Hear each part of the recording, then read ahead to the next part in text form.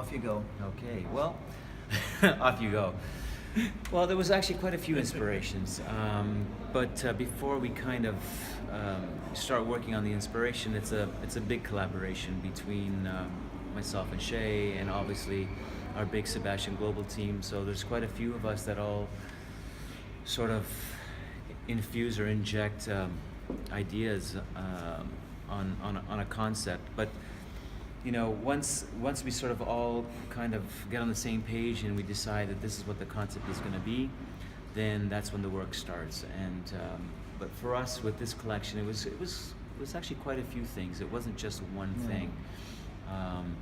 You know, definitely the celebration of Sebastian's history, the iconic products, the crimping iron, the idea of sort of like reconnecting with Mother Earth and how it's affected technology and futurism for us. So you know, it was quite a few different sort of ideas and concepts and sort of like how do we kind of interconnect and you know, all these ideas and Just one idea sprung onto another idea, and I think really it was working with the team as well, because even when you think of technology, because we've been working with products and how technology has really helped us with products as well. So we had that whole thing where we could sort of bring these four elements. So it was like Mother Nature, technology, technique, the actual products, how they worked on the hair as well. So once that collaboration came together, we could really then start to work on what we do best, is actually come up with the looks. So then we started to work on what are the iconic products that will infuse the hair to create the style to transform. What are the techniques that we can actually use to create these, what we thought were something that were quite simplistic shapes, but also they were more versatile in the sense that they didn't just sort of, you know, be one static shape. They could transform into something else, and that the product would complement those to transform. And really that's how we started it. It was just sort of like bringing back and celebrating our heritage and our history, whether that was technique or product.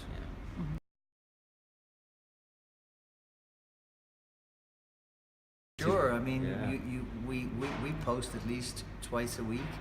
You know, we're constantly in touch because we get so much information.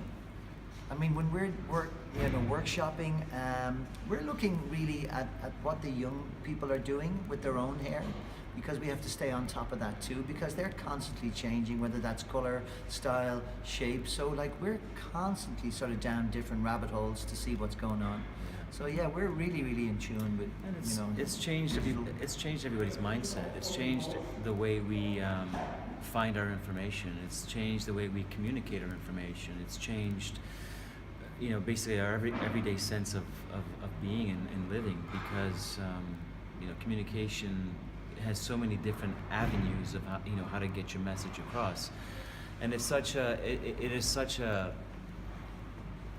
you know, it's such a global platform for everyone to sort of, you know, communicate or, you know, sort of who they are as individuals, whether it's through self-expression of fashion or it's massive power, you know, everything. So I mean, it's so powerful right now that you know, it has affected us in so many different ways.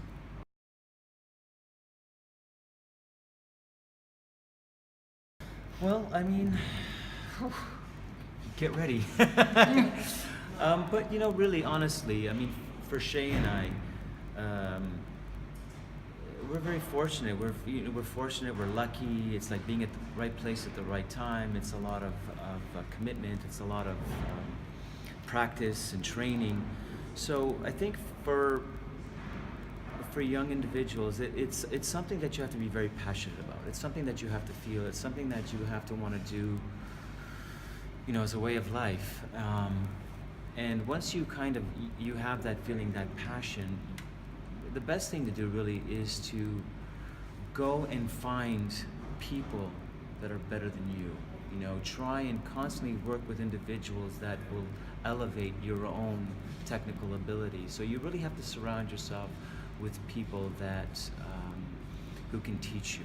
who can lead the way, you know, the sort of mentorship. So you've got to find those avenues and really sort of, you know, put yourself in that environment that will make you stronger and better than you would be able to do on your own.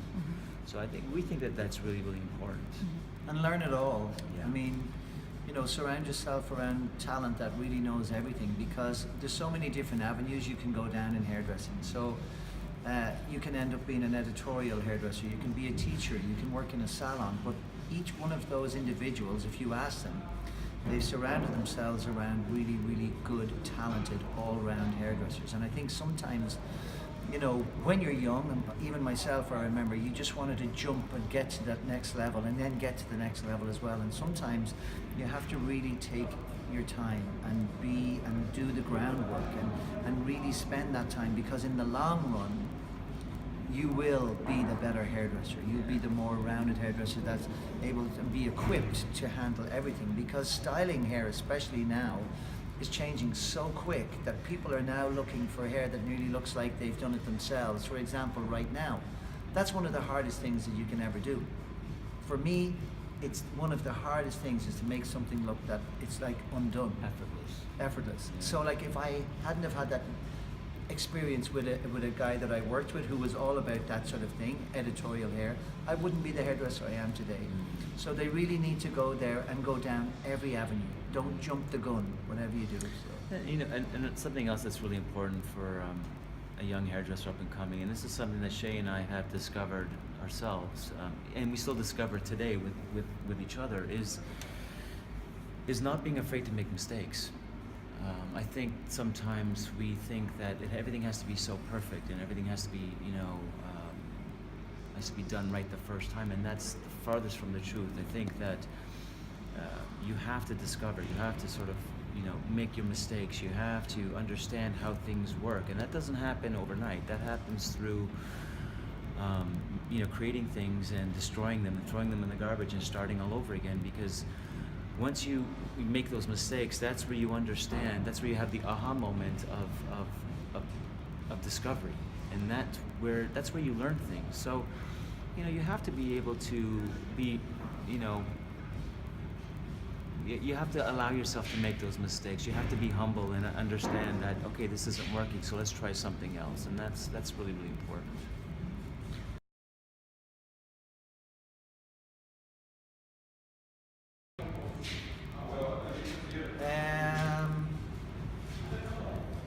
I probably sort of fell slightly in love with Heidi Klum and Helena Christensen when I did their hair, like quietly. Still had to go home to my wife and say it was a great day. But quietly, it took me about 2.5 weeks to get over it. So, no, I mean, you know, you do certain things that make an impact. I mean, that was just an actual event that we were working on. It was a fashion show that was really, I was impressed how normal and how real these girls were and how nice they were, and you know, the whole event was such a big success. So for me, that was a big thing for me. But I've done other things like actresses and Clooney and Alicia Silverstone and stuff like that, and they're just, you know what, they're little things that I've ticked along the way.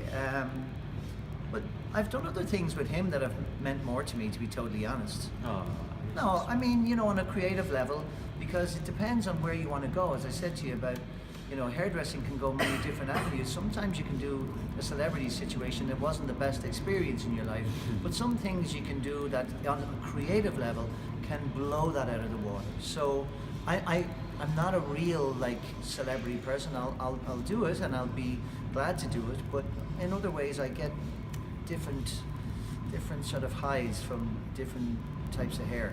So.